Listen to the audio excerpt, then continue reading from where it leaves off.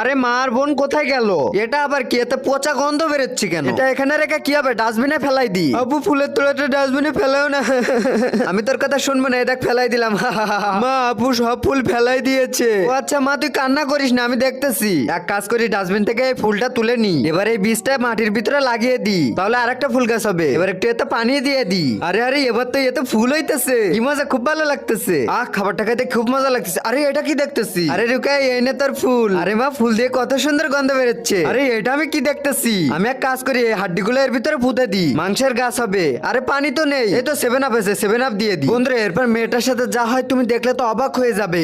সেটা দেখার আগে বন্ধুরা তোমাদের জন্য আমি এত কষ্ট করে ভিডিও বানাই, কিন্তু তোমরা লাইক সাবস্ক্রাইব করো না। প্লিজ লাইক সাবস্ক্রাইব করে দিও, আর তুমি কাকে বেশি ভালোবাসো কমেন্ট করে জানিয়ে দাও। হা তুই আজকে আমাকে বানাইছিস, আজকে তোকেই খাবো। ওরে বাবা আমি তো মনে করেছিলাম মাংস হবে, এ তো মানুষের কঙ্কাল হয়ে গেল। কে আছো? আমাকে বাঁচাও, আমি পালাই।